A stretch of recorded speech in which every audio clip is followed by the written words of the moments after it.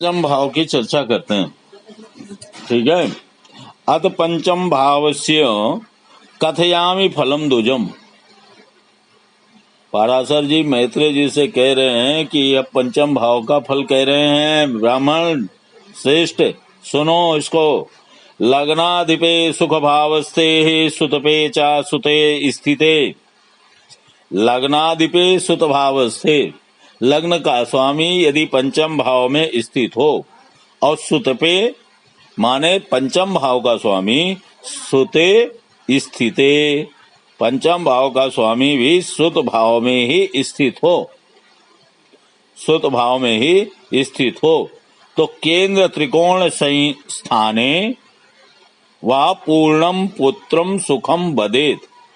अगर यह स्थिति बन जाए तो दोनों का योग केंद्रेश और त्रिकोणेश का जो संबंध होगा यहाँ वह जो है पूर्ण सुख प्रदान करेगा। ठीक है। लेकिन पुत्र का पूर्ण सुख होगा। लेकिन षष्टाष्टम व्ययस्थे तु सुताधीशे पुत्रता। लेकिन जो है पुत्र भाव का अधिपति यदि 6, 8, 12 भाव में स्थित हो तो पुत्रता माने उसको पुत्र का सुख नहीं होगा, पुत्र का सुख नहीं होगा। और कब नहीं होगा तो बोले सुतेश अस्तम गते वापि पापक्रांते च निर्बले तदा न जायते पुत्रो जातो वा म्रियते ध्रुवम। ठीक, बड़ी अच्छी बात कह दी। इन्होंने कहा कि सुत भाव का स्वामी माने पंचमेश यदि अस्त हो और पापाक्रांते च निर्बले और पाप ग्रहों से ग्रस्त हो, पाप ग्रहों से आक्रांतित हो। ठीक है। और निर्बल हो, सड़बल में कमजोर हो, तदा न जायते पुत्रो, इस स्थिति में उसको पुत्र नहीं होगा। और यदि कदाचित पुत्र हो भी जाए तो म्रियते ध्रुवम, निश्चित जो है तो मरेगा, निश्चित उसकी मृत्यु हो जाएगी, तो उसकी मृत्यु होगी। ठीक है। और ये कह रहे हैं कि षष्ठ स्थाने सुताधीशे लग्ने से कुछ संयुक्ते म्रियते प्रथमापत्यम काकबंध्या च गेहिनी।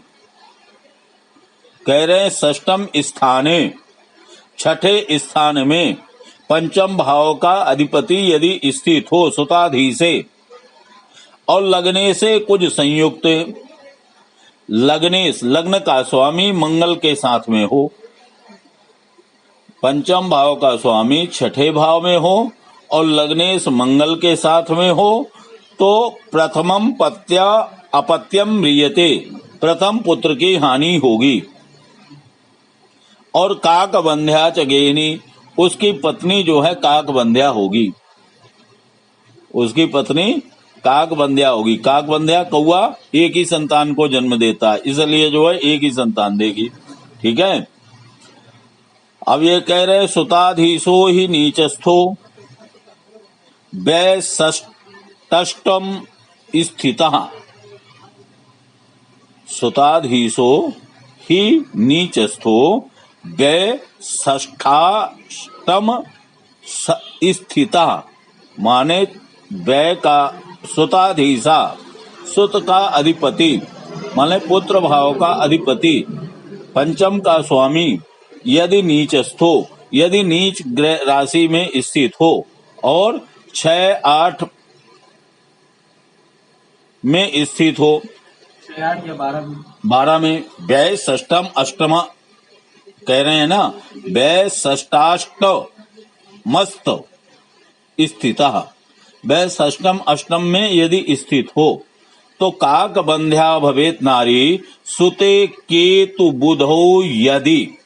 कह रहे एक शर्त और लगा दी इन्होंने, बोले यह तो स्थिति हो कि पुत्र भाव का स्वामी मतलब पंचमेश नीच राशि में हो, 6, 8, 12 में स्थित हो और साथ में सुते केतु बुधो यदि पंचम भाव में केतु और बुध हो तो उस जातक की पत्नी भवेत काकबंध्या, उस जातक की पत्नी काकबंध्या होगी, वह भी एक ही संतान देगी। ठीक है। और कह रहे हैं सुतेशो नीचगो यत्रो सुत स्थानम न पश्यते तत्र सौरी बुधो स्याताम काकबंधत्व मापनुयात, काकबंधत्व मापनुयात। कह रहे हैं सुतेशो नीचगो यत्रो, यदि सुतेश जो है नीच राशि में हो और सुत स्थानम न पश्यति, और वह पंचम स्थान को न देखता हो। सुतेश नीच स्थान में हो और वह पंचम स्थान को न देखता हो।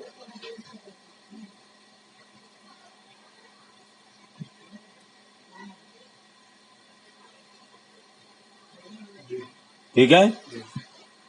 और कह रहे हैं कि तत्र सौरी बुधो स्याताम, तत्र पंचम स्थाने, पंचम स्थाने पांचवें स्थान में शनि और बुध स्थित हों, पांचवें स्थान में शनि और बुध ये दोनों नपुंसक हैं, दोनों यदि स्थित हो तो काकबंध्या तो मापनुयात, उस वह व्यक्ति की पत्नी काकबंध्या होगी।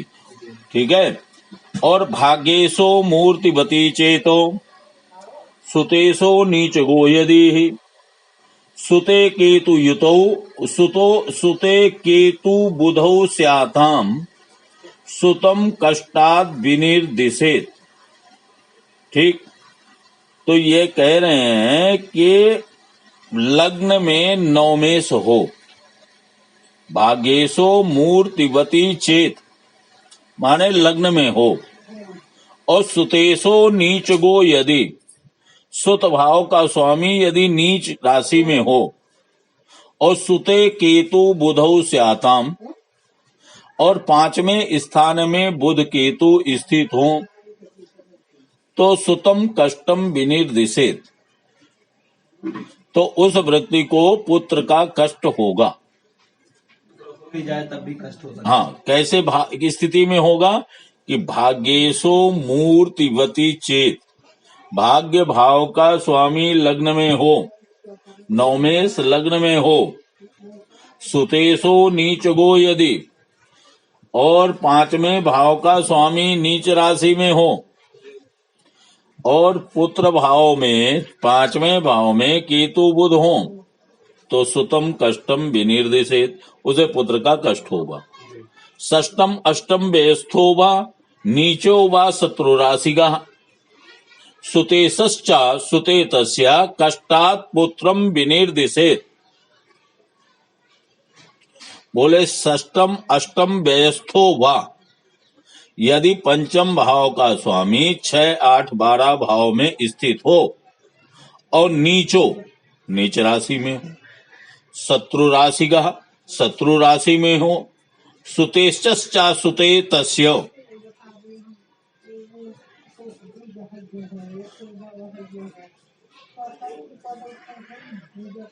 यदि पंचमें 6, 8, 12 में हो, नीच राशि और शत्रु राशि में हो। हाँ, तो कष्टम पुत्रम विनिर्देशेत, बहुत कष्ट से उसे जो है पुत्र का सुख प्राप्त होगा, किसी न किसी उपाय साधन आदि से जो है पुत्र का सुख होगा, कष्ट से प्राप्त होगा। ठीक है। ठीक है कि नहीं? तो चलो भाव की